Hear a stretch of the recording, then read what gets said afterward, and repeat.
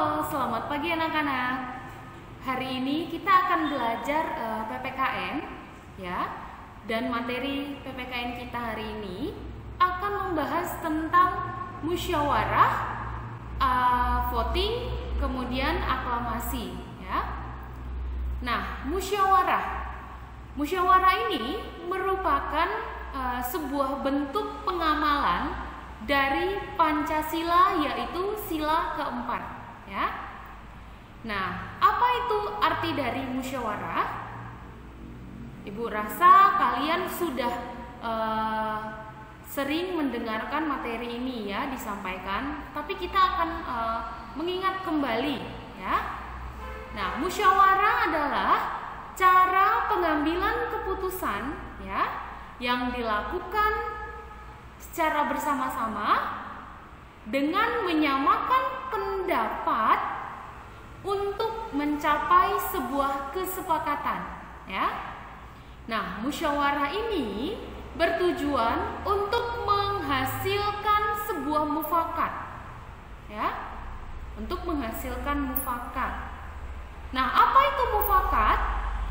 Mufakat adalah kesepakatan yang dihasilkan setelah melakukan proses pembahasan atau proses musyawarah bersama-sama. Nah, biasanya mufakat yang dihasilkan dalam musyawarah ini terbagi tiga jenis. Yaitu apa saja? Yaitu yang pertama, setuju untuk bersetuju ya. Lalu yang kedua, setuju untuk tidak bersetuju ya.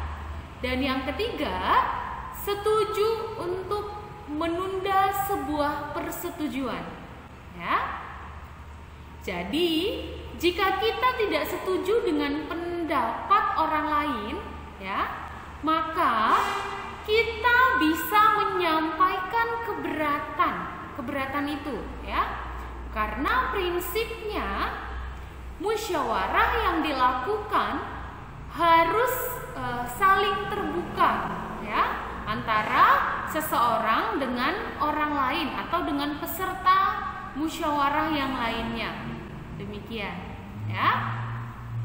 Nah, lalu pengambilan keputusan bersama dilakukan untuk memecahkan masalah dalam masyarakat. Misalnya yaitu yang pertama, pemilihan ketua RT atau ketua RW ya. Kemudian menentukan jadwal siskamling ya. Lalu yang ketiga, menentukan jadwal gotong royong atau jadwal kerja bakti di lingkungan masyarakat ya.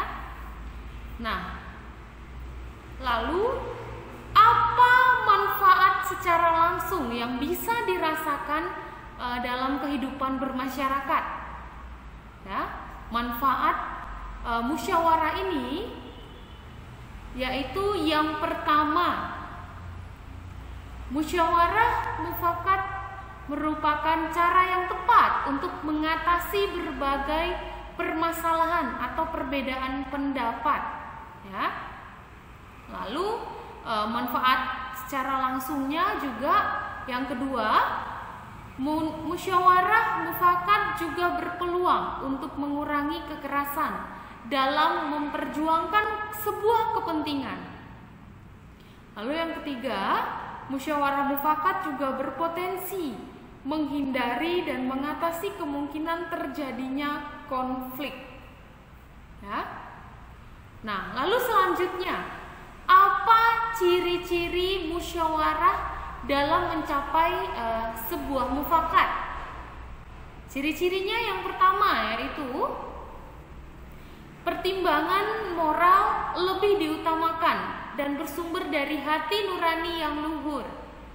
Lalu ciri-ciri yang kedua, pendapat yang disampaikan mudah dipelajari dan tidak memberatkan. Ciri-ciri yang ketiga, sesuai dengan kepentingan bersama ya. Musyawarah itu sesuai kepentingan bersama. Lalu yang ciri-ciri keempat, pembicaraan dapat diterima dengan akal sehat sesuai dengan hati nurani. Ya. Demikian tentang musyawarah.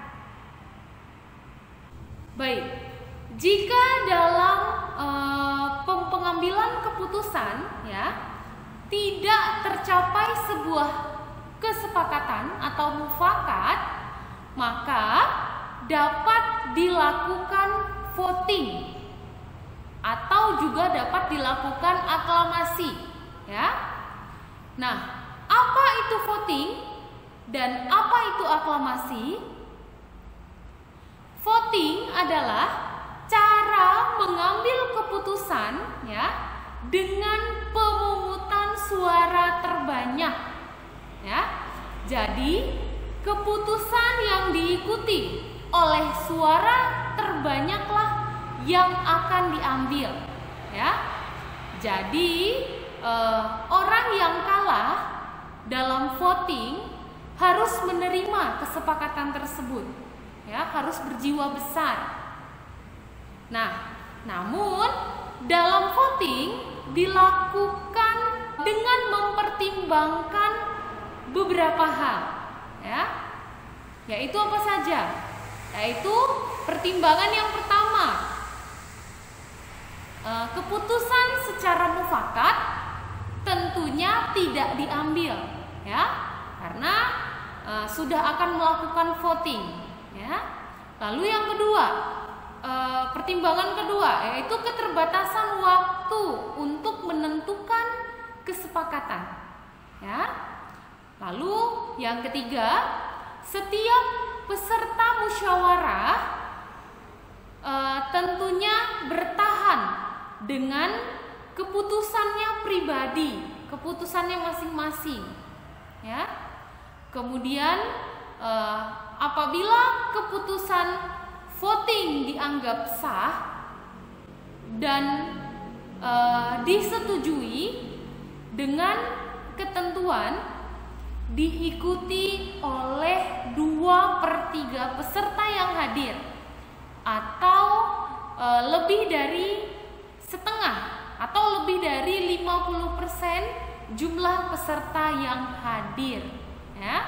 Jadi keempat hal itu merupakan pertimbangan ya untuk dilakukannya sebuah voting seperti itu. Nah, selanjutnya aklamasi. Apa itu aklamasi? Aklamasi adalah pernyataan setuju dari semua peserta yang hadir dalam rapat ya. Nah, aklamasi terjadi ketika sebuah usulan langsung disetujui oleh seluruh peserta anggota ya, seluruh peserta anggota rapat tanpa melakukan pemungutan suara ya. Jadi aklamasi ini dilakukan tanpa pemungutan suara ya anak-anak. Nah, jika keputusan sudah diambil melalui musyawarah mufakat atau melalui voting ataupun melalui aklamasi, maka semua peserta wajib melaksanakan keputusan yang diambil bersama-sama tersebut ya. Nah, keputusan bersama harus dilaksanakan dengan menjunjung prinsip, yaitu yang pertama, keputusan bersama dilaksanakan dan dapat dipertanggungjawabkan secara moral kepada Tuhan Yang Maha Esa. Lalu yang kedua, keputusan bersama dilaksanakan dengan menjunjung tinggi harkat dan martabat bersama. Dan yang ketiga, keputusan bersama harus dilaksanakan dengan memperhatikan nilai-nilai kebenaran dan keadilan ya. Jadi untuk mencapai sebuah kesepakatan ya dapat melakukan 3 hal tadi, yaitu musyawarah mufakat, lalu voting, kemudian dapat melakukan aklamasi. Tentunya dengan mempertimbangkan hal-hal yang terjadi dalam kondisi rapat tersebut, ya. Nah, jadi demikian materi kita hari ini tentang musyawarah, tentang voting, tentang aklamasi, ya.